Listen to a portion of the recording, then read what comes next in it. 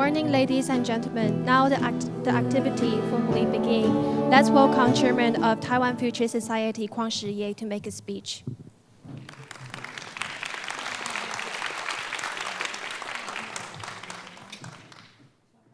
Good morning.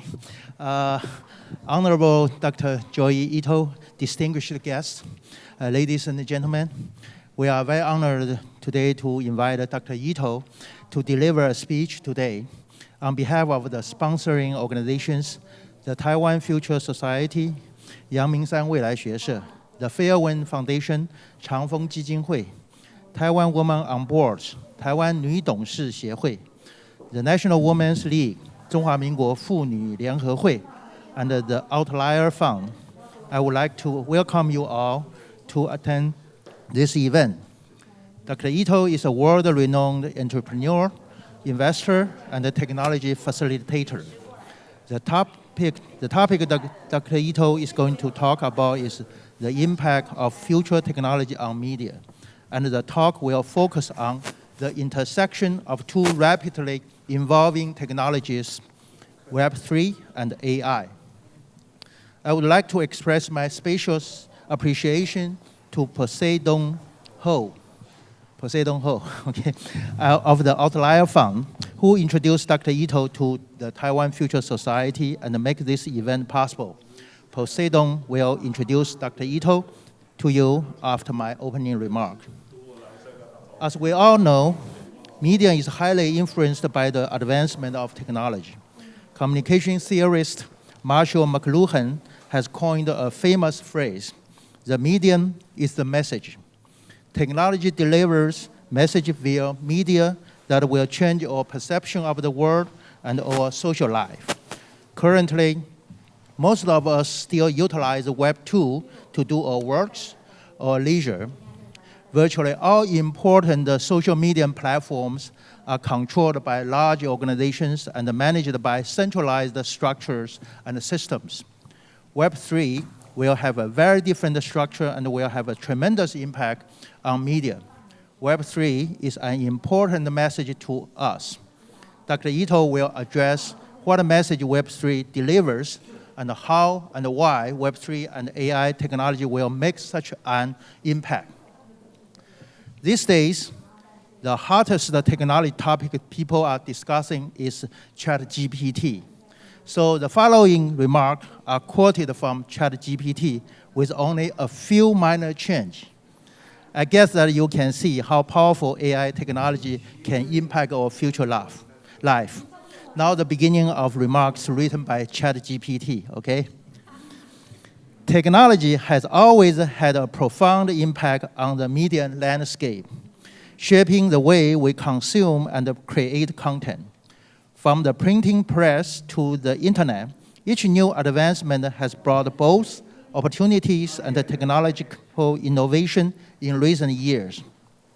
We are now on the cusp of a new era that promises to transform the media landscape once again.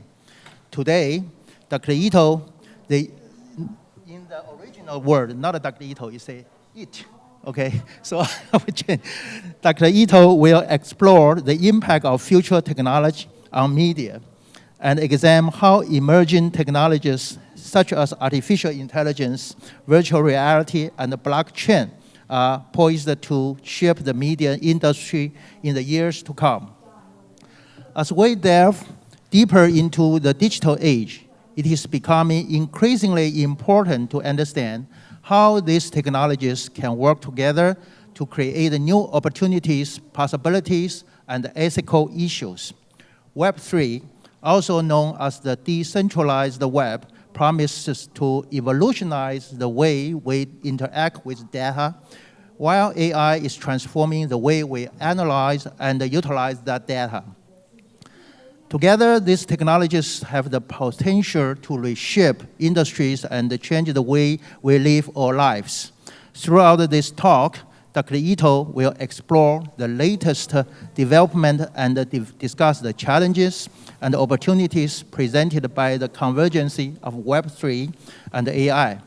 I hope this talk will be an exciting and informative experience for all of us. Dr. Ito will specifically address decentralized autonomous organizations, DAOs, and blockchains. DAOs have emerged as a promising new model for collective decision-making and resource allocation. DAOs operate using smart contracts on a blockchain, enabling members to vote and propose changes to the organization's rule and process transparently and democratically. That's the end of the remark made by ChatGPT. Okay, is it good? Okay, we will know how good my quote from ChatGPT is after Dr. Ito's talk, okay? Now let's welcome Poseidon to introduce Dr. Ito.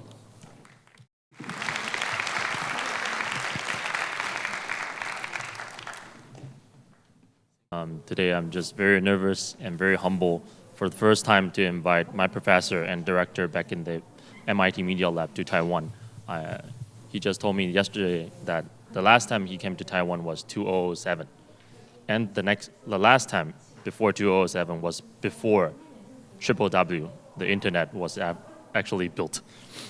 And speaking about this, I want to use a little story as an opener that can probably transition to the perfect topic of DAO that Joy will be sharing a lot about these days, which is 7 years ago when I was 21 years old at MIT, I was still a student.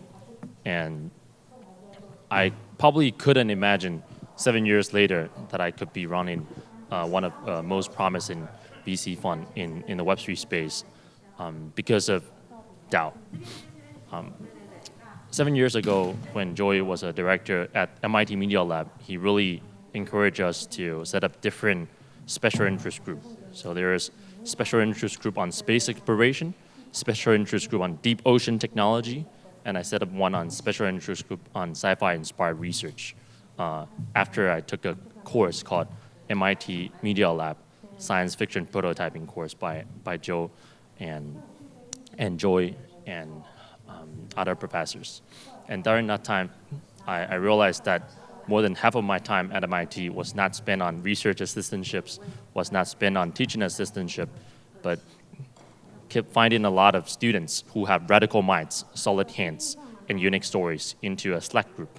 So every time when I go to this place with several hundred students in a social networking event, I will try to talk to everyone and then maybe select just one of the most radical mind that I found in this room to join the Slack. And after I collect 88 people in that Slack group, one day, one of my best friends reached out to me by saying that, hey, Poseidon, I want to give you 100K for you to invest in people, because I found out that most of my most interesting people, most interesting friends are coming out of the Slack group that you set up about special interest group on sci-fi inspired research. And after Yen put out the first 100K, it became another 20 students and professors wanted to do the same. So it became a syndicate among MIT students and professors. Back then, I was trying to avoid being taxed and falling into this IRS loophole. So I set up my Ether wallet for them to transfer slightly over 800,000 ETH into my Ether wallet. And I realized that probably the best investment decision I could make in the past few years would be just not touching those 800,000 ETH. That would have been awesome. But I'm glad that we did a lot of work on syndicating these. I would say today Joy's talk will largely be about Web3, DAO, NFT, and how it transformed many of our lives. I know that out there's a lot of people who is very skeptical about these. I'm also very skeptical on various of applications such as DeFi, GameFi, SocialFi.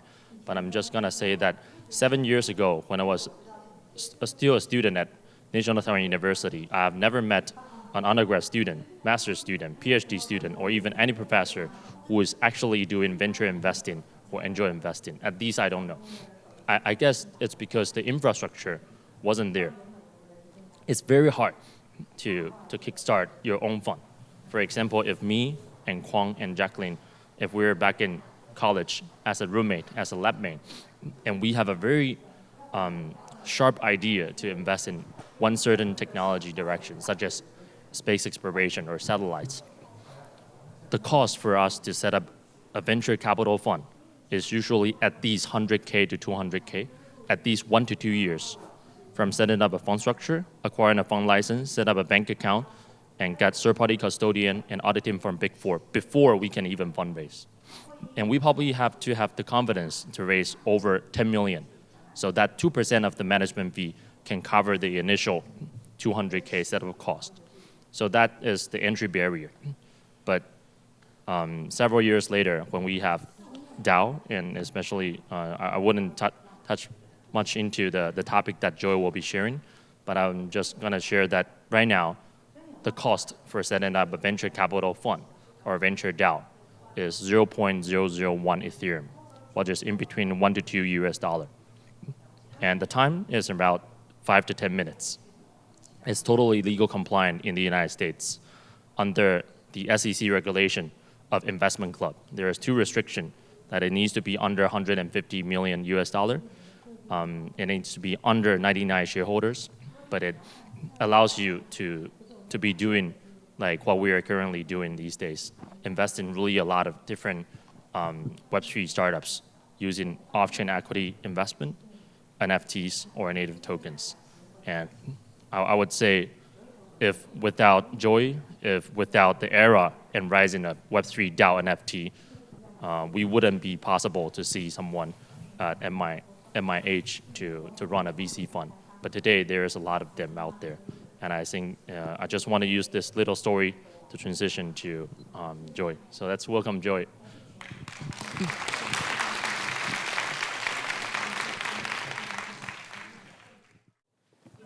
Thank you, Poseidon. I think many of you in the room here probably remember before internet, right? Where before we had email, and things were slower, right? Things were more predictable.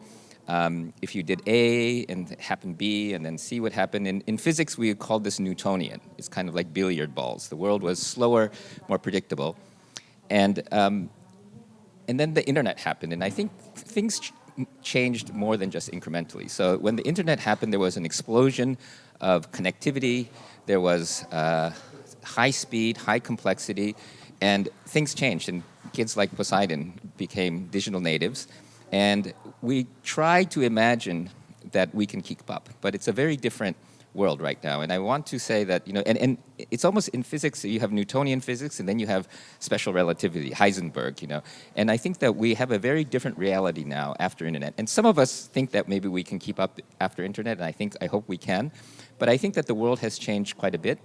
And the topic, I'm glad that the chairman talked about Marshall McLuhan at the beginning, because we talked about the word media, but I think we have to remember, I used to run the media lab, so I used to have to define media a lot.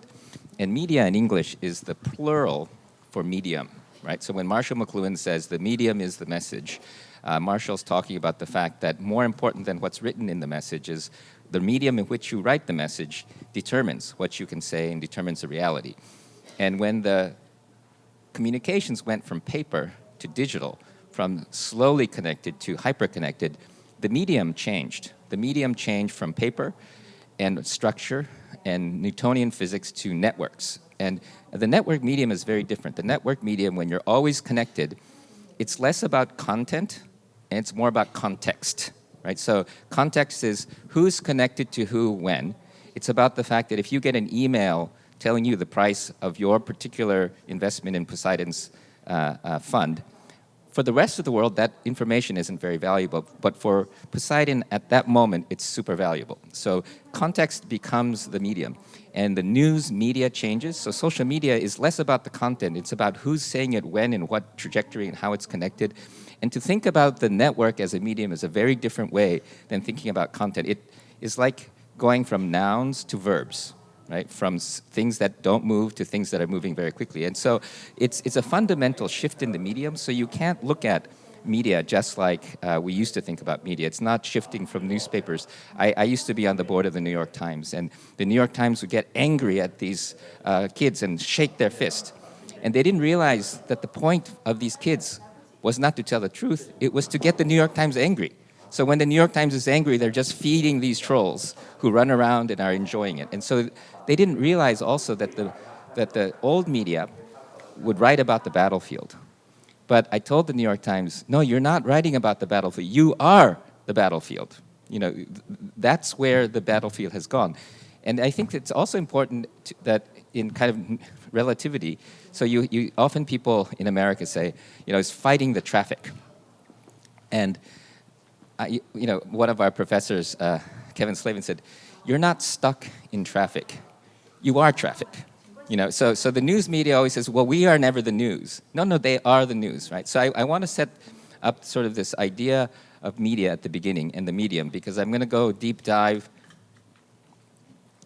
into what the medium is that we're talking about and sort of the nature of the medium. But I will say another part about the definition of word media, the more traditional word, is the fourth estate. So before the French Revolution, you had the clergy, the nobility, and the commoners, and then the fourth estate, the media, was supposed to be in charge of advocacy and the implicit ability to frame political issues. So governance and governing a democracy has to have media as a primary function. And I think all of these things are affected by Web3. So I'll say this is kind of my hypothesis for today, is that the combination of Web3 and AI will transform transparency, accountability, interpretability, and governance, which is really the domain of media. And the key thing here is that I think Web3 increases transparency and accountability, but transparency without interpretability and without governance doesn't help you so much.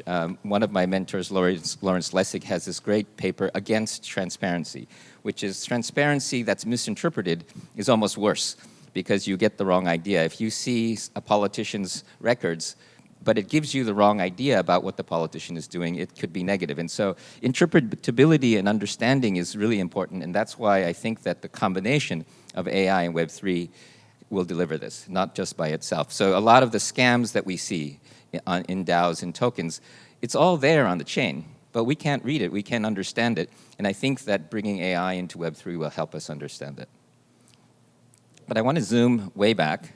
So this is a Sumerian tablet from about 7,000 years ago in the Mesopotamian civilization. And this is the first ledger. In this clay tablet using cuneiform, they were able to keep a record, a ledger of what people brought to the cities and who owed who what, the milk, the wood, the rocks.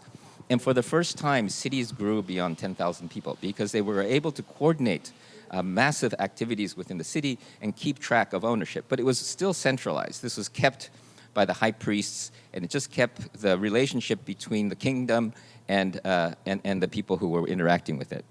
And many types of accounting innovation happens, but another very important innovation happened about 600 to 700 years ago, which is double-entry bookkeeping.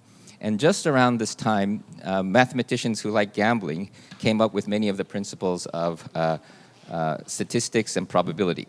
And with probability, you were able to do things like credit, insurance, and calculating interest. And with the double-entry bookkeeping, we were able to create corporations and more decentralized ownership and relationship between those entities. And modern capitalism, I think, with the Medici traders, was able to grow from here. So you had centralized accounting with clay tablets, and then you have paper and ink, and we're able to create corporations and capitalism.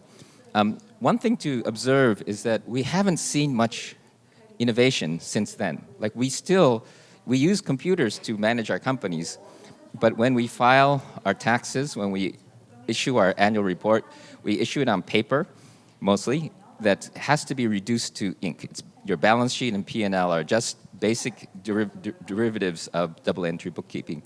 And if, Poseidon, I give you a note that says, I will give you $1 million if it rains tomorrow, and if the consensus of the room is roughly 50%, if you had to close your books, you'd have to write down $500,000, even though it will never be $500,000. It's either 0 or $1 million with a rough 50% probability. So you have a probabilistic entry So in your ERP system or your contract, you may have that. But when you reduce it to accounting, it becomes a static number, which is the wrong number, and it has lost all the information, all of the probabilistic models. So this is, keep using the word probabilistic.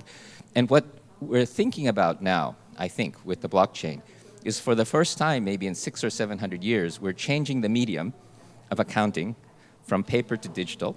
So we're already using digital in ERP systems. We're already using digital in finance. But the accounting is not yet really necessarily digital. And this digital transformation is essential. And as I won't go into what a blockchain is, I assume everyone knows, but a key feature of the blockchain is that it's like a ledger, except everyone can access it. It's not owned by any company or any corporation. And anyone can write to it if they pay the gas. So it's a permissionless, publicly available, immutable ledger, which is extremely important. And then after Bitcoin, what happened with Ethereum is you now have smart contracts. So not only are we recording who owes who what, we can put a contract in there. And this contract is really important. So you have to understand that that promises. So if a traditional contract, and we have Jacqueline, lawyer, judge. So if I have a contract, the only way you enforce a contract is if you have policemen and judges and lawyers and people who check the stamps and the IDs. But with this smart contract, it's in the blockchain. Everyone can read it. And just like a vending machine, I know that if I put $100 in here, that I'm going to get the key.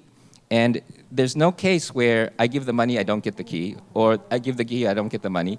All of the stuff that the banks, the credit card companies, the lawyers, the judges do, that's all held by the blockchain. And these contracts that are automatically executed on-chain, and the relationships between the people, and all of the promises can be executed on-chain. Now, there are bugs, there are lots of problems with this, but what happens when we go from just the accounting system of the double entry bookkeeping to be able to put all of our assets, all of our promises, all of our relationships onto the chain completely changes what we can do with the accounting layer. And like the ledger, like double entry bookkeeping, in the long run, this has a substantial transformation of what we can do. And I'll start to put a little bit of AI in here, because once you start to build probabilistic models. So this is some math that we're doing with the probabilistic computing project at MIT. And you could take a company, the whole company, and create a model of the company. And then you could calculate and you could come up with a definition of what the revenue multiplier is. And you can even create, the bottom half is, you take all of the different public companies, and then you can generate things like synthetic companies. But what used to be that you can only add and subtract single numbers, you can now add and subtract and do things against very complex probabilistic models, and this can also be written to the blockchain. And this isn't reduced. So this can take all of the accounts of a company and treat it like an entry in a book. So these are the two things that I think are going to transform what we can do. And to describe a little bit of what accounting is. So Ethereum, in their annual report, they don't say we're a cryptocurrency. They say we are a protocol for human coordination, which is very similar to what accounting was. The ledger, double entry bookkeeping, this is human society trying to do something more, to create corporations, to have trades, to have commerce, and accounting unlocks that layer. Now, blockchain will unlock a whole different level of the kinds of things we can coordinate. And so the way I think about it is, and this is, I think, an easier way to think about blockchain, is it is programmable business. It's programmable government. It's programmable society. It's the ability to do some things by hand, but many things can program, so we can have more complexity, we can have more nuance, we can have more scale. It's not always good, right? Just because the Industrial Revolution may have made good things, but it also made very bad things, making things programmable will make things more powerful and efficient and effective, but unless we manage it correctly, it doesn't necessarily make it better. So I just want to say that while I'm excited about the technology, we have to do our job very well to make sure that society gets better and not worse. So let's talk a little bit about Web3. So I think it's just a word. The web has come in waves. And the first wave was, I think, email getting internet to everybody. And Web3 with blockchain is unlocking this layer of value and promises. And the first wave of internet disrupted telecommunications. And the second wave of internet disrupted the media companies. And the third wave is, I think, disrupting governments and banks and securities firms. And the way I think about technology is that as technology has increased, the cost of communication and collaboration has gone down. And so that's to Poseidon's point, that the cost of setting up a company or a DAO went from nearly impossible to nearly free. And the complexity increases as well. But the other thing that happens is it goes back and forth between centralized and decentralized. So before we had corporations, everything was decentralized, bizarre. And then you had corporations and it became centralized. And then Web 1 pushed for decentralization so that there weren't centralized servers, but then it became centralized again. Web 2 tried to decentralize. The early blogs were actually quite decentralized, but then Facebook centralized it again. So I think we need to take the best parts of decentralization, but I think as governments and regulators get involved, we'll see some other things become centralized. And why Web3? I won't go into this too far, but I think it's really important that it's public. So, I was talking to Audrey Tang earlier today, and the fact that the blockchain is in public means that standards and protocols can also be decentralized. And so Taiwan can have relationships with countries without formal track one. We can have a credentialing system where everybody is participating, but no one can stop other people from participating. And I think it's really important as we start to think about technical protocols and legal protocols. In the past, somebody had power. Somebody was the chairman of the organization, and they would decide who the board members were, and it was still a permission-based system, even though it was kind of a community. But now with the public system, there's a competition of ideas and a competition of protocols, and it's quite democratic in the way things are decided. It still has some problems because, as we'll talk about, democracy isn't always fair, it's not always efficient, but it's still, I think, a much better model than the centralized system. It's extremely transparent, but as we said earlier, the transparency by itself isn't enough. We need interpretability. The programmatic part we talked about, and we'll talk about DAOs, which is the organizational structure that you get when you have all of these three things. So what is a DAO? A DAO is a decentralized autonomous organization. And the first DAOs, the first DAO ever was a programmatic fund that allowed people to pay into the fund, and then they would vote, and the program would pay out and invest. But the first DAO was a big failure because there was a bug and somebody stole a bunch of money and it caused a terrible accident. And recently, though, the DAOs aren't fully automated. So they use the term decentralized autonomous organization, but most DAOs are in fact communities of people that use some of the tools of automation to try to more effectively, transparently, and in a decentralized way manage these organizations. So let's talk a little bit about DAOs. So on the very left, we have, let's see if this works. Is this a, no, it's not. So the very left, with the double entry bookkeeping, we had corporations where you had investors and you had management, and they controlled and they owned the company. And with venture capital, what happened was we had stock options. So stock options allowed people who weren't investors to participate in the upside through stock options, so that venture capitalists were able to get very talented employees from large companies to take the risk of joining a startup because they also participated in the upside. What's happening with DAOs, which is quite interesting, is that they are now dropping in their airdrops tokens to customers. So customers are also now part of the upside.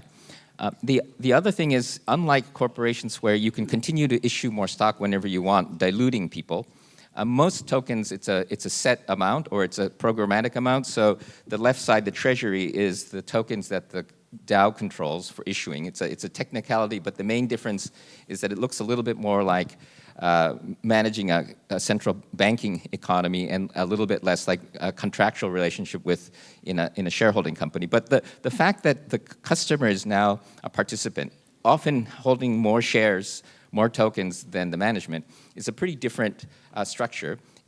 In a good day, the customers get to have their say, they get rewarded for helping the company.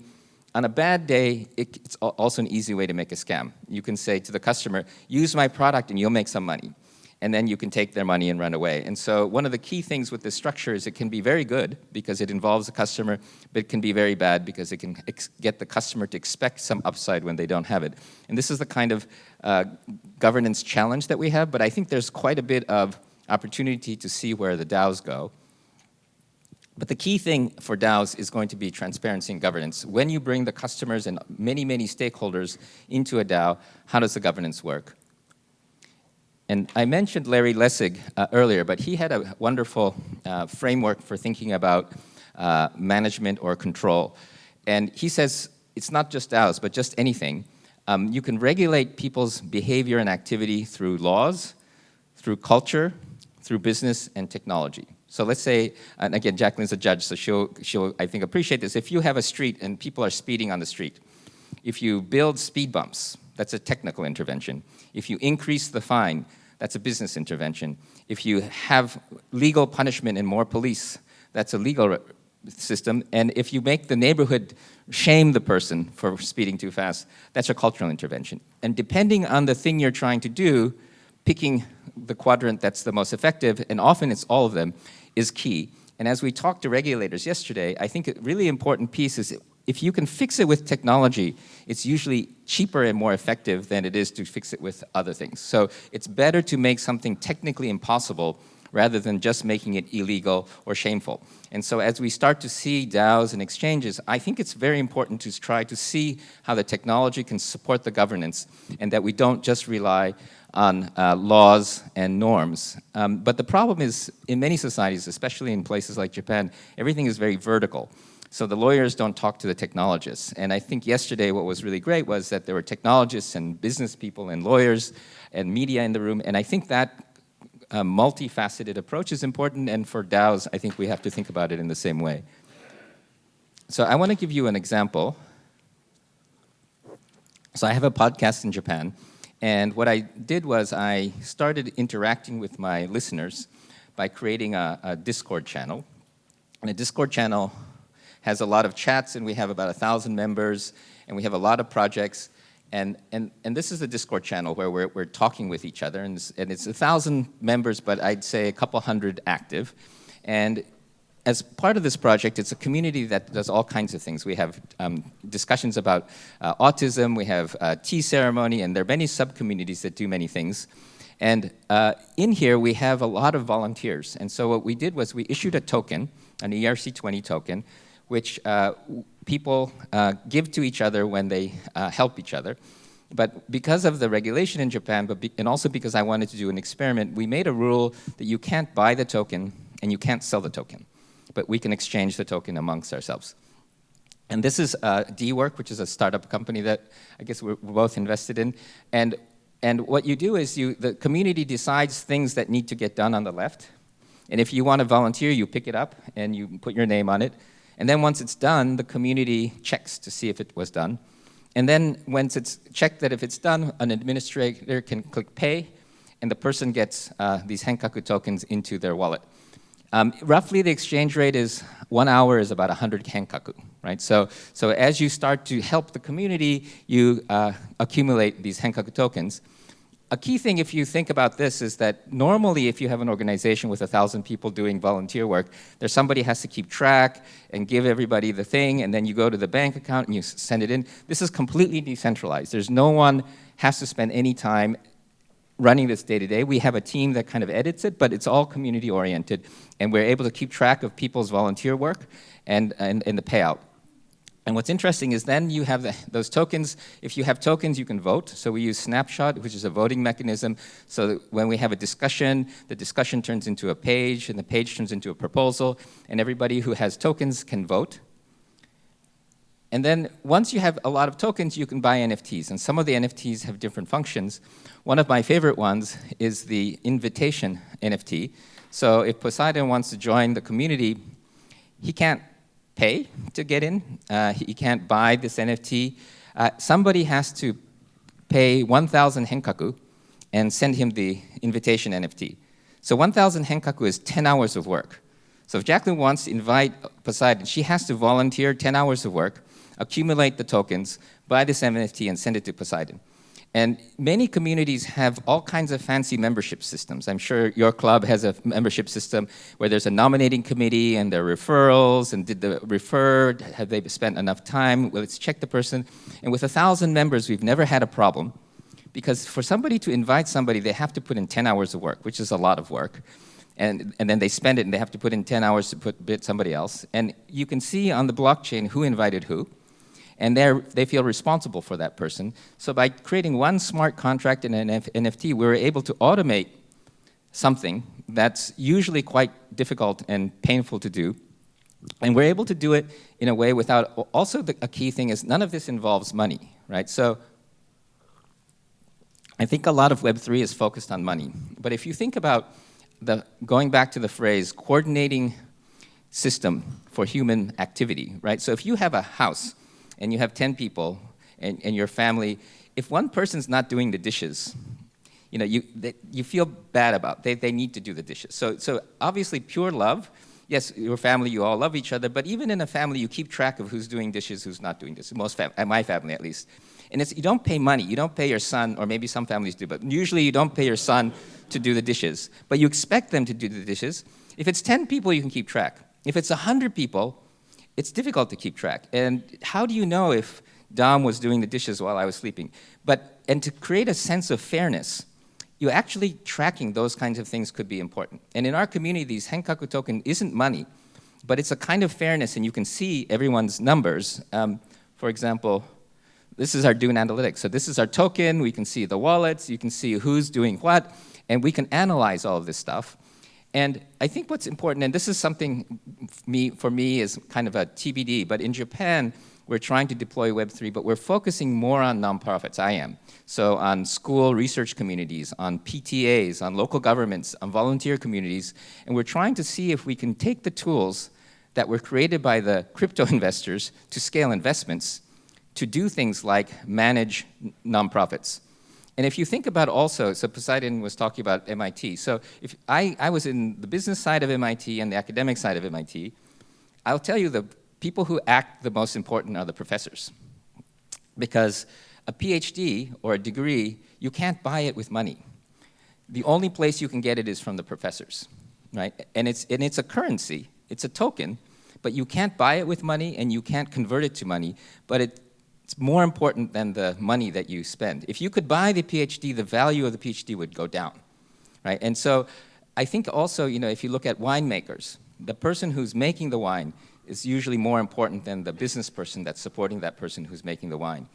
And that wine can convert to money. You sell the wine, it's quite expensive, but the winemaker themselves is not focused on money. They're focused on the grape. If you go to a church, the priest is less focused on the money, or should be less focused on the money, and more focused on God, right?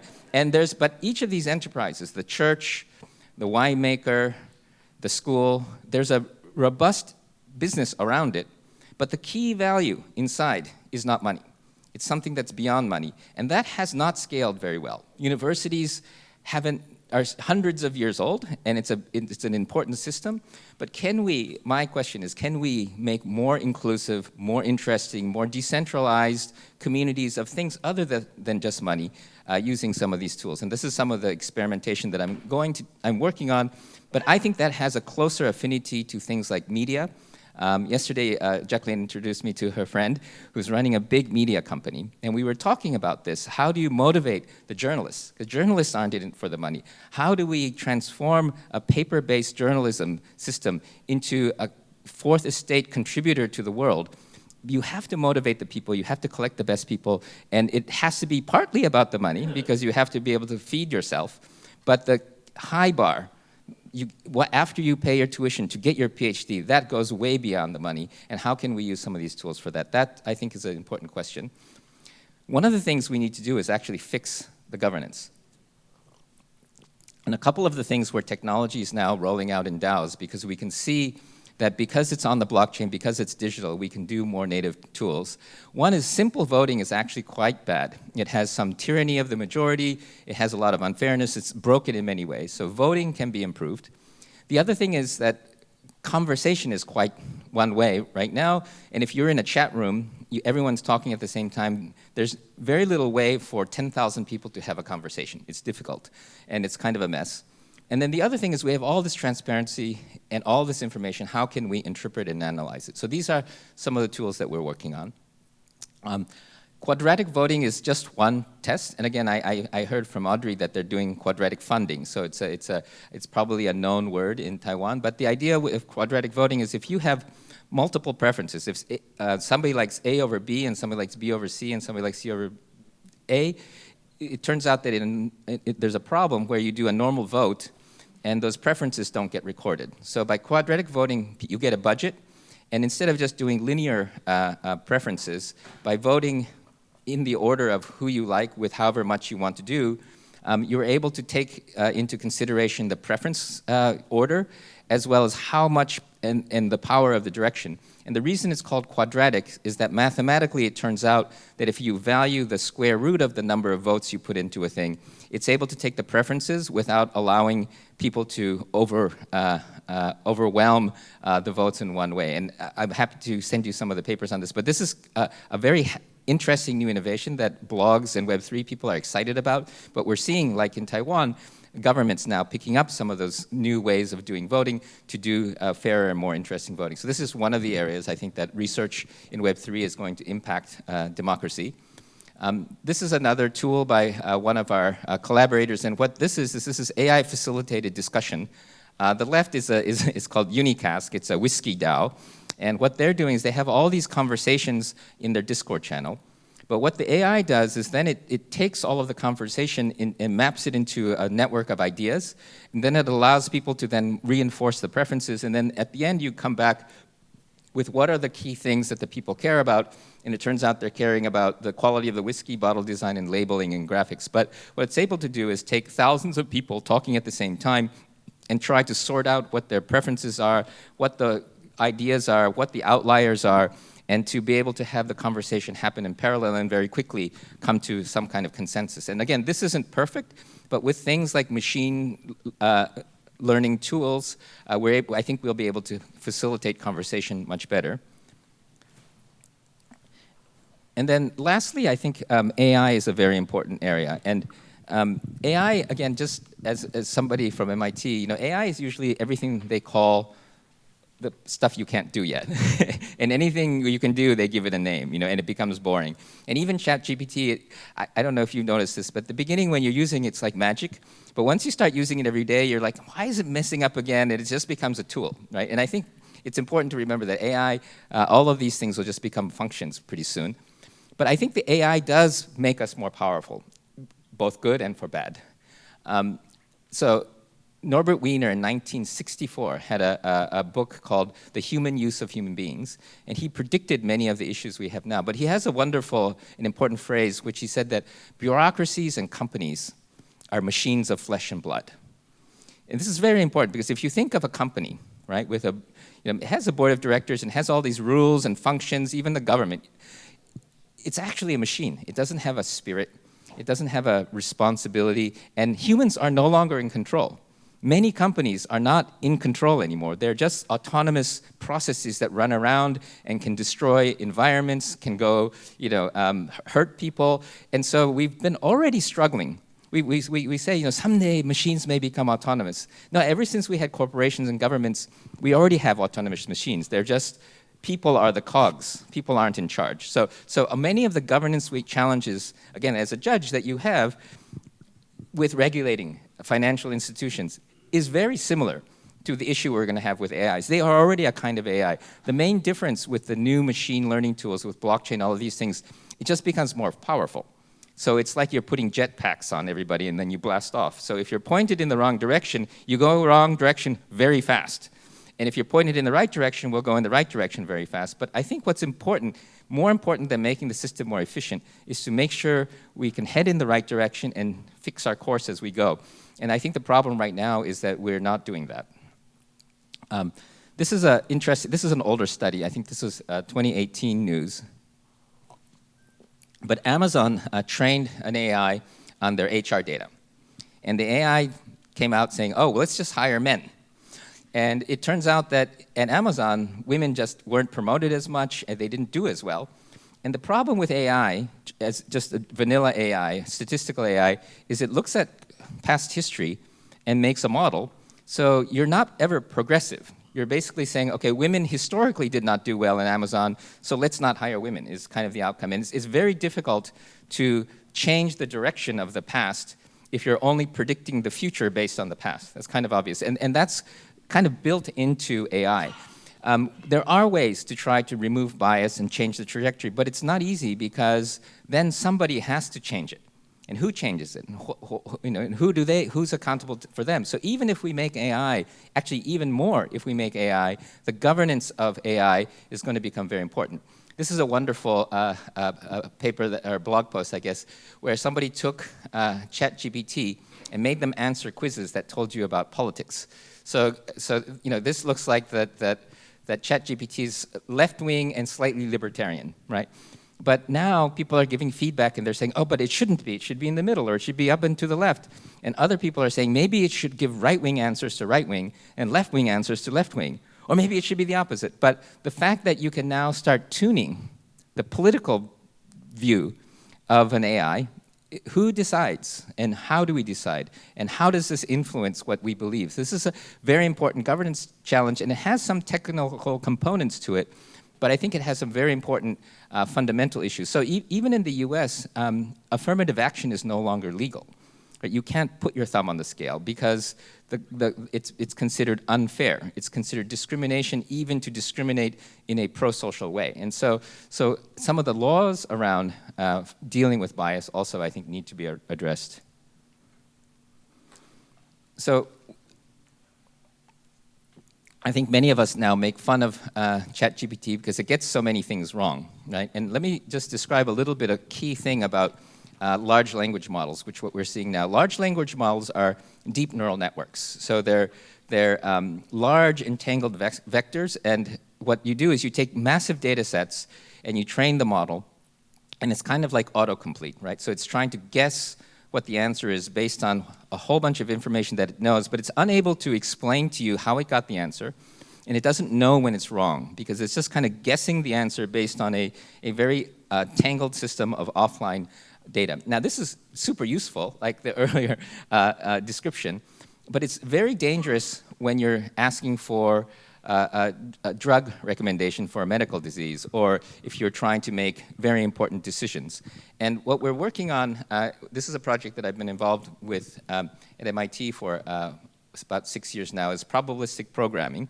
And probabilistic programming is symbolic. So neural nets are neuro, and symbolic is symbolic. So symbolic systems are structured. So neural nets don't know rules or structure. It learns patterns, and it sounds like it knows structure because it's repeating things that talk about structure, but it doesn't actually understand mathematics or gravity or law, whereas probabilistic computing is focused on structure.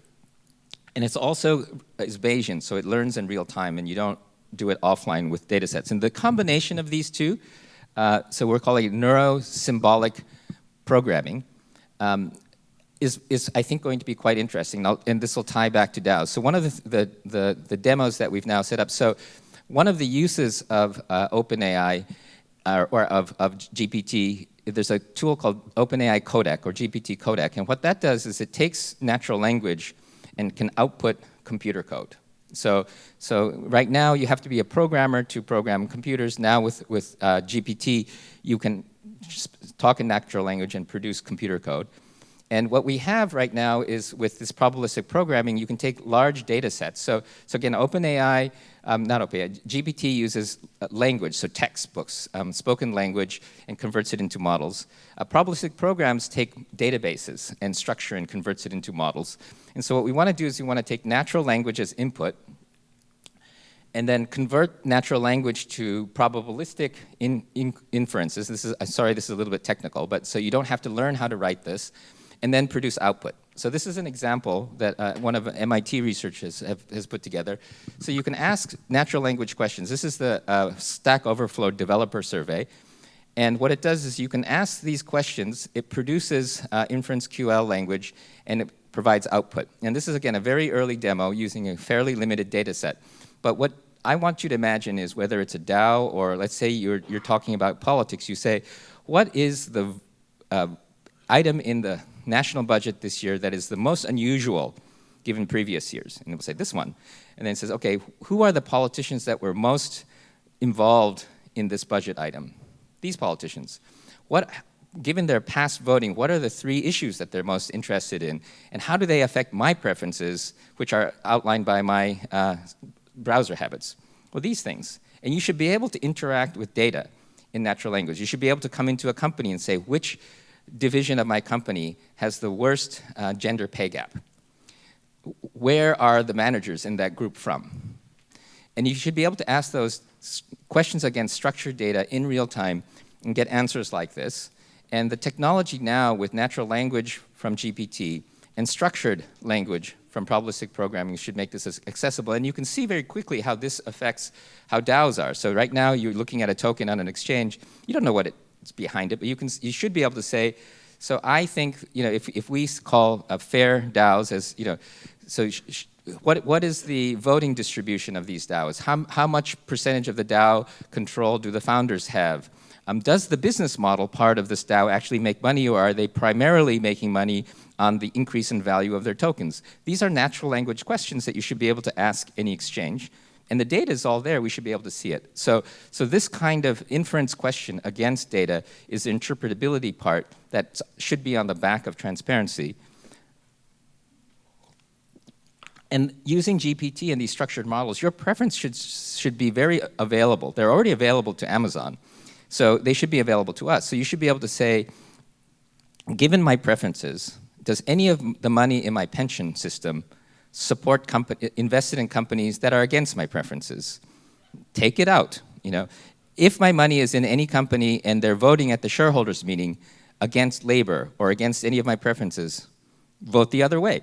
You should be able to express your preferences and govern where your money goes based on your preferences. And in the long run, I think this should happen in government as well. And the other thing with blockchain and smart contracts is we're going to be able to start to separate the flows of money and the transparency and the governance. And a lot of public-private partnerships are difficult because the control and the transparency has to be done by hand. But I think public and private partnerships will become easier if you can mechanically control the flows. So I think that this is actually a really important area. And so towards the end, though, I'm going to pivot a little bit more and move away from technology. So the world is a self-adaptive complex system. The world is able roughly to stay the same temperature because you have all these interlocking complex systems, and there's no one in charge of the world. There's no one really in charge of your body, but we're able to maintain our body temperature, this equilibrium, because of these interlocking systems. And this is a basic system. So you have a state, so let's say the temperature, and you can measure the state, and you have a goal, and then you can affect the inflow and the outflow. So example is a bath. So if you want to take a bath, you want it to be a certain level of water. So you turn on the faucet, you plug the hole, and you try to get it to the same level. And then you say, okay, but I want it the perfect temperature. So you spin one knob, you can spin another knob, so you have like stocks, flows, but maybe your boiler is really far away. So it takes a little while for the hot water to come in. And then on the other side of the hot water, you have the city, and you have the electricity, and your bath is connected to many, many systems that are connected to many, many systems. And it's a very, very complex system that you can't control, but you can turn knobs and levers and things like that. But that's part of our whole society. And so our society is just a system of systems where you have control of little pieces, and each individual that's turning on the bath affects the environment, and the environment affects us. So this is what a system is. And there was a systems researcher at MIT, and her name was Donella Meadows, so she passed away, but she had this wonderful idea of, like, if you have a complex system, like the Taiwanese regulatory system of finance, there are levers and places to intervene. So whether it's a bathtub or it's the financial system. And so you can change the constant and the parameters, like taxation and subsidies. You can change the size of the buffers, the structure of the flows, the length of the delays, the strength, and these are all the different places you can intervene in a complex system. And then towards the bottom, you have like the rules of the system, and then you can have the goals of the system, and then you have the paradigms of the system and the power to transcend the paradigms. This is quite interesting and important. So the idea is that you can sit around and change the rules, but the rules are usually determined by the goals, right? And the goals are determined by the paradigm. So for instance, if we measure everything in money, it's very easy to end up with the goal, well, I should have more money. That's my goal, right? And if your goal is to have more money, you're going to try to get rules that help you have more money, right? And so we can say, you know, the modern capitalism has destroyed the environment and sustainability, and we can create carbon tokens and carbon taxation to try to change the rules to help the economy or the environment. But if your goal is to have more stuff than everyone else, changing the rules doesn't affect the behavior of the system as much as changing the goals. Changing the paradigm, which is I measure my value financially, that has more impact on the goal. And then how do you change that? Like, how do you change people so they don't want more stuff, that they care about other people, that they care about the environment? And that's the power to transcend paradigms. And that's where culture and education and other sorts of things live. So I do think that the rules are important, and I spend all of my time at sort of like layer 6, layer 8, but I want to make sure that we don't forget that many of these things are weaker than the goals. And the goals are weaker than the mindset, and the mindset is weaker than the paradigm to transform. And this paradigm to transform is things like democracy and media. It's the medium. It's can we say what we want in a civilized way? Can we respect each other? And can the young people have new values about, like in Japan now, Gen Z people don't want property.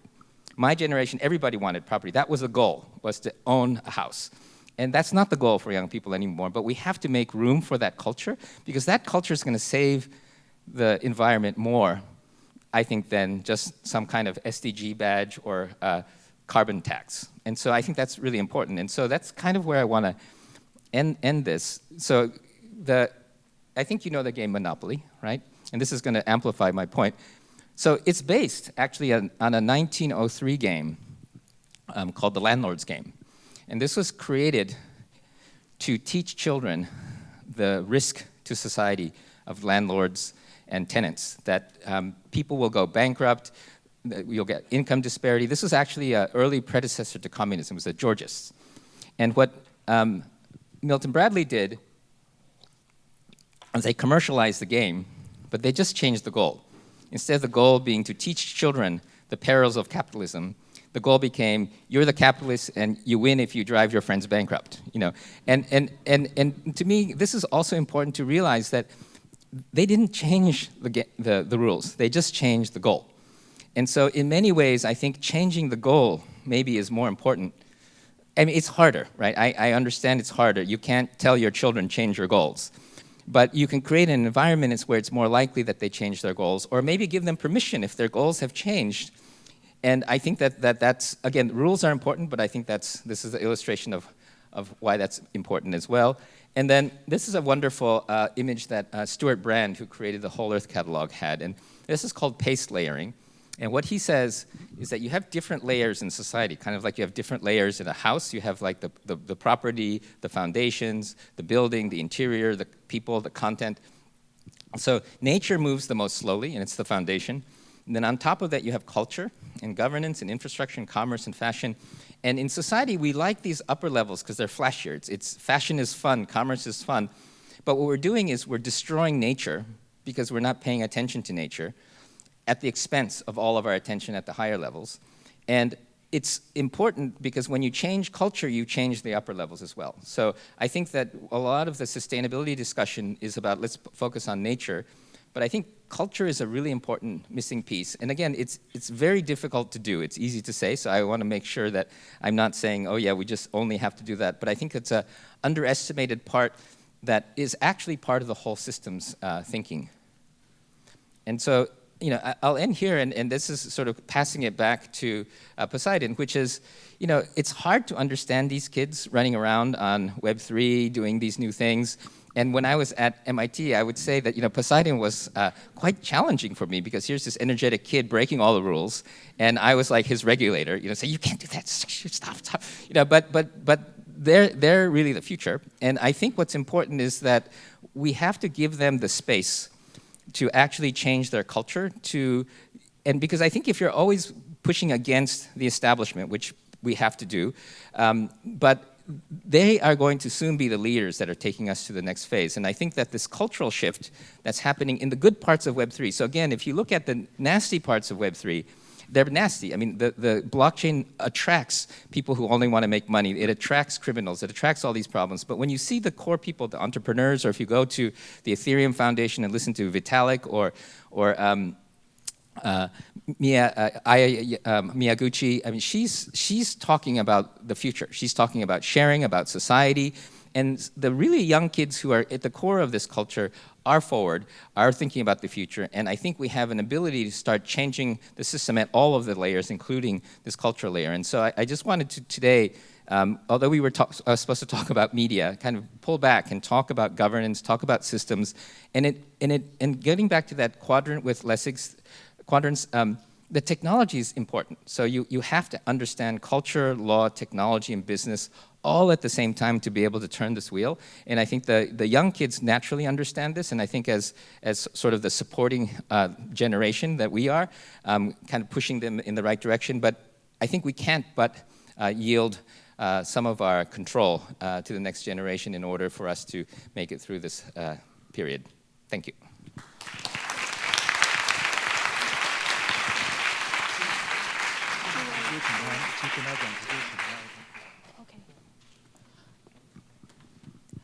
Now is the QA section, and we receive any question from the stage.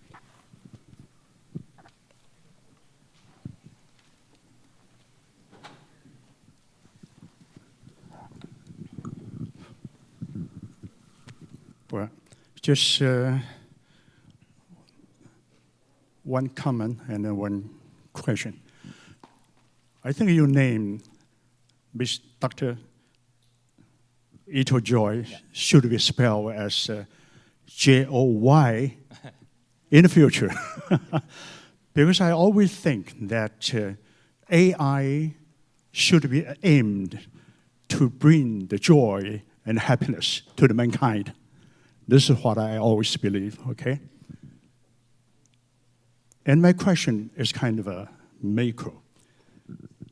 And maybe most of the people here in this room are most concerned.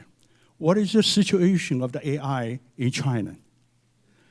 Because I was told by a professor in Tsinghua University, and he told me that the patents related to AI in the world in China tops all the nations in the world. And there's a recent debate in China. It's called China has nothing to do with Web3. And there's a pro and cons. And this one I'm most concerned. Would you give me a feedback on that? Thank you. So I'm not an expert, and I'm not in China, so I can only give you my observation. And I'll cite somebody else. So I was actually in Silicon Valley the other day with a friend who's married to Chinese and goes to China quite a bit. And he was interestingly criticizing the Americans. And his view was that the Chinese, because they have a lot of engineers that have a lot of influence, that the way that he said, again, this is third party, so I don't understand it deeply, but it made sense in an interesting way. He said that the Chinese that are in power are arguing that it's evidence-based democracy, evidence-based social policy, and that through surveillance and AI, they can optimize society. And many of the young Chinese that I talk to say, yeah, in fact, now with AI and the surveillance, there is less bad behavior. People don't throw their gum on the street, they wait for the lights, and there's some very practical positive outcomes from the data-oriented, evidence-based rulemaking. So that was kind of, and this American, which was interesting, said the Americans are behind. He said that we are eventually going to end up in a complete surveillance state anyway, and the Americans are going to keep fighting it, so they'll figure it out more slowly, whereas in China, they are having complete surveillance in AI, for better or for worse, and society can respond and adapt to our AI future, and so they're going to figure it out before we do. This is this American saying it. I have a slightly different point of view. So Americans are also using AI for things like automated decision-making with judges and trying to optimize society. And a lot of the research that I did, so I taught a class on AI and ethics at Harvard and MIT together. And what we realized, and we did some studies that changed American law, but you can't, if you take the human out of the loop and you so there's a great paper about how you can't optimize ethics. So like when you get up in the morning and you say, okay, what's more important, young people or old people, privacy or security? You know, every person every day has a different priority of what is good. You know, and there's different philosophies for what is good. And machines are very good at optimizing. So if you tell the machine, here's the game, here are the rules, win the game, they can win the game. But you can't ask a machine, what's more important, my mother or my father, right? Because that you can't optimize that. And all of the higher level, if we get back to this paradigms and the goals have to be set by our preferences. Our preferences are set by how we feel. And that's not an optimization. And so my concern about the idea of more efficient, data-driven society is that it works well if you know what you're trying to do, if you know what you're trying to optimize for. But the big question is, what should we be optimizing for? That has to be decided by the population, by democracy, by our people. Otherwise, you end up with a machine that's can't be, it's like a jetpack where you have your blindfolds on. You can't control where you're going. And so my fear is that with a data-driven society, you end up with the lack of ability to control. So if you happen to be pointed in the right direction, it's great. But if you're pointed in the wrong direction, you can't stop yourself. And my fear is that some of the ways in which I see AI being developed, or I hear that AI being developed is both in the US and in China is that risk. And I think that the approach that some of the Chinese comments that I hear is that they have an over-reliance on the AI and the machines.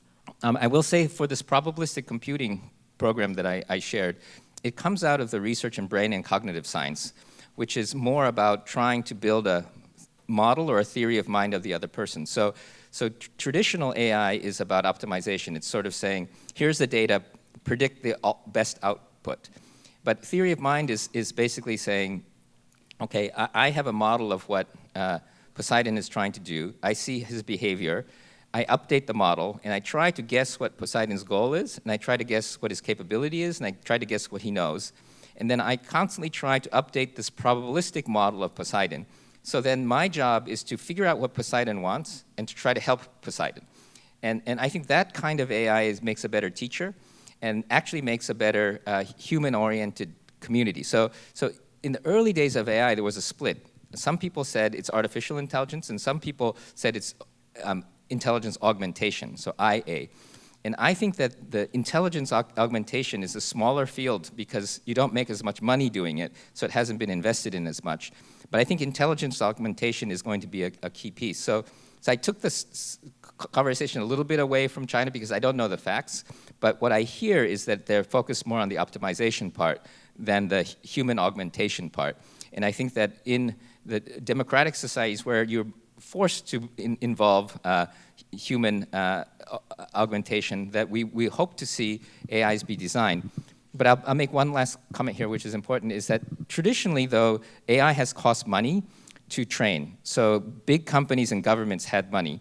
And if you have an AI that does predictions, if you think about it, what it does, it takes, if I'm Google and I'm trying to predict Poseidon's behavior and nudge him to do something, I'm taking power from him to me, right? So traditional AI is about taking power from the predictee to the predictor. Because if you learn somebody's algorithm, you take their power. But what we were working on at MIT and continue to work on is you can turn the camera the other way. So what we did with this risk scores that Americans were using in judging, we were able to show that the system wasn't fair, that it was predicting unfairly. You know, we had a researcher at MIT that worked with me who we analyzed the conversations between doctors and patients. I'm sorry, I'm going to go into a detail, but I think it's useful. So there's angina, which is like heart pain. And until a few years ago, the world believed there were two diseases, typical angina and atypical angina.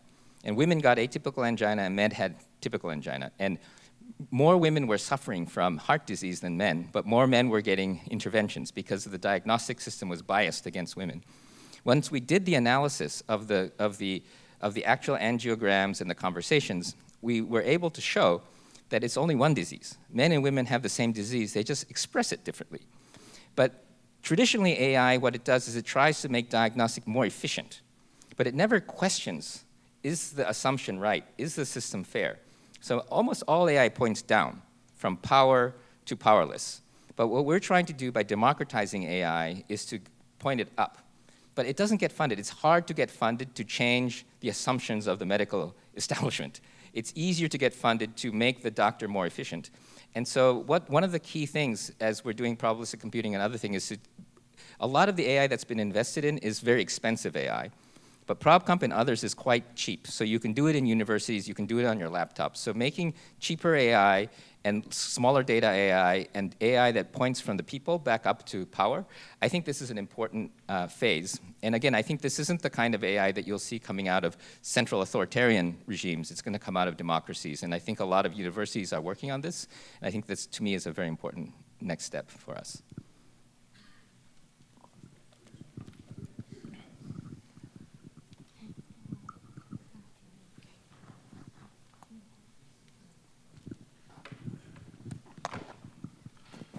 Hello, Dr. Ito, thank you so much. Your talk is very inspiring. As one of your slides that you pointed to, no matter Web 1, Web 2, it all end up to from decentralized to centralization. Part of that was probably because economics, probably because of just how nature that the human wants to take control. As we looked at the Web 3 development, no matter it's DAO, AI, especially with OpenAI going to only this far, in the very, very beginning, but there are already so much talking about how it could go out of hand, how it could be manipulated. So I just want to get your thoughts about how is that going to play out, given that the authorities are so far behind, but at the same time, the tendency is to take greater control out of a new technology, but the technology is developing so rapidly. So how do we look at the Web3 in the next 3 to 5 years? Is it going to be constant intervention, or it could actually go into really much more of a self-governed, technology-driven kind of DAO model? Thank you. Yeah. So there's my hope, and what's actually going to happen is different. I have a Chinese friend who told me this proverb, which said, "Money is lonely. It likes to go where other money is." And I think there's this kind of physics of power, where money and power like to go where other power is. So every wave of decentralization is usually the younger generation, like the Web3 kids, pushing against authority, pushing against power, and using technology to break it up. And kind of the hippies did this too. But once they get older and the money starts to flow, they're like, oh, let's go where the power is. And even with Web3, you have like Bored Apes now, and you have the big crypto whales, because they think, oh, my parents were different, they were bad. I'll be fine if I have money. But then money corrupts, and all the money starts to behave like the generations for thousands of years. And so I think that the key thing is you kind of have to, this gets to technology, you kind of have to build in some of this stuff. So there's another, my friend Cory Doctorow often says, it's like, even if you know you don't want to eat those cookies at midnight, when you're drunk and it's midnight and you open the cupboard, you eat the cookies. So the way that you stop it is you have to throw the cookies in the toilet in the afternoon, not before you are going to eat them. And so it's kind of like with crypto, we have to, as much as possible, make it impossible to be corrupt once the power becomes corrupting. And so a lot of this discussion we were having yesterday about sort of like with let's take FTX, right? So again, imagine you're a CEO and you have billions of dollars and you have this moment where it might collapse and you could do this unethical thing, take your customer money and invest it. And if you do that and you're lucky, no one will notice. If you're unlucky, everything's over. But so what? It's over anyway, and getting shot through the head 10 times doesn't make any difference, so I'm going to take that risk, right? So many CEOs will take that ethical risk at the end because there's no choice. But if you ask them when they started, if I could make it such that I could never make the wrong choice at gunpoint at the end, that's the kind of thing that we need to do in the afternoon before you want the Oreo, in the afternoon before you have to make this life-changing decision as a CEO. So we have to set up structures that are impossible to be corrupted. It's not always possible, but I think we need to think about it in that way. I think some of the kids are thinking about it that way. I think many aren't. Many are thinking about, okay, this is my chance to become wealthy, and I think this has a lot to do with the values. So I think that the younger generation does have different values, but I don't think the good thing about young people is they don't know what the history, so they make the same mistakes, but they take risks that I wouldn't take. But they also don't realize this slippery slope that happens all of the time. And so I think this has to be kind of a collaboration between exactly our generation and the young generation to try to get them to build the ideal models legally and regulatorily so that we can try to lock in some of the values. And it's really, really difficult because the technology is also quite difficult, And so I think that that layer has to have a conversation. But I think that, again, we're starting with conferences like yesterday. We have to sit at the same table. We have to come to consensus of the future we're trying to build. And again, the early people, when they do, the early crypto people, are completely decentralized. But the answer is somewhere in between, right? And I think that having that conversation is tremendously important. I think your point is super important.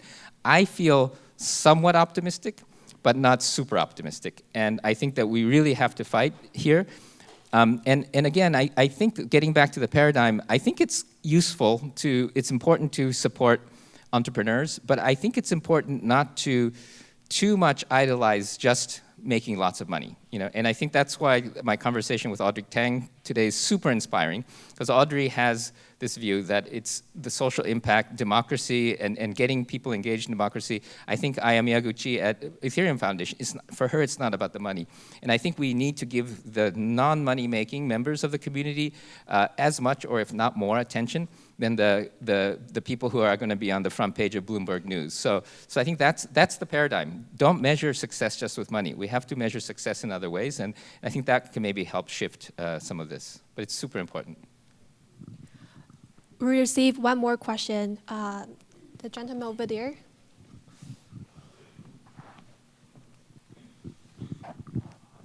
Hi, 私は相棒です。Welcome to Taipei, and it's really good speech. That I just want to echo the previous two questions. So that we pretty much talk about the cognitive science, and we also talk about the paradigms. So I have actually one kind of practical problem that actually struggled me for the past 10 years. That I actually run part of my funds by the AI systems, and in some ways that I always outperform the market more than 10 times. So my more extreme fund, I can generate in 1,200 times compared to my initial investment. So I always ask myself, how is this possible? Because the system is actually ruled by me. So the whole logic is actually given by me. And somehow, I don't know, this is actually, if it's because of the cognitive science that the AI is keep evolving, so it can help me to make sense of how the general public likes. So it can actually capture something that I cannot do it myself, because if I control or if I manage my own fund, my highest return is only 72 times. Compared to how AI manage it, it's 1,200 times. So this question is actually struggling me for the past 10 years, and I keep asking me why every time the computer is giving me something that I know nothing about the underlying companies, but somehow this I know we're generating, I would say, unbelievable returns. Yeah, so that's my question. Thank you so much. Yeah, I don't know if I can answer that question. I don't know if it was a question, but I will say that if you look at just the history of hedge funds and trading, the people who bring in new technologies like physics have always outperformed the markets initially because they can deploy strategies that didn't exist before. And it's not surprising that an AI strategy is useful right now. But I will say that as AI start competing with AIs, I do think that it will be interesting to see how the human difference is going to be the competitive thing, because I think that many of the things flatten eventually, right? So that, like, even with the hedge funds, eventually the alpha gets squeaked out as everybody catches up. So if you're the single person, it's easy to clean up. If you're the shark at the tuna convention, but once you get past it, I think it gets harder, and then it goes back, I think, to people. So I think it goes back and forth. And even when you look at GPT, it's like a very intelligent student, but only gives you kind of the answer that is fact-based. And that little twist at the end to do something, it can still be creative, but it doesn't turn it on its head and do the unpredictable thing. And that unpredictable thing, I think, is the piece. And so there's actually a good analogy. So in chess, you saw that computers beat chess. But now, if you see the competition, the centaur competitions, it's computers and humans working together that are better than computers or than humans. And so I think what's going to happen is you start to see AI and human interface getting better so that you understand what's going on and the AI understands you and it becomes a collaborative system. And I think that will be where the next phase will be. Oh, and that actually answered my question. Thank you so much. Thank you, Joe. Thank you, Joy, for such a wonderful talk today. So the first thing I'm going to do is ask ChatGPT, who is more important, my father or my mother? Okay. Although the topic Joy covered is called the future of the impact of future technology on media. Actually, it covers a lot of different fields and provide us rich information and insights. Joy is to stay here only for 48 hours and is going back to Japan this afternoon. I hope that in the future we can invite Joy come to Taiwan more often. And it's more important that this time I know Joy now knows a lot of people with a lot of money, right? Okay, so you can come often to build a partnership with those investors and also many people who are very, very interested in the technology development in the future. Thank you, Joe. And thank you for you all to come. Thank you.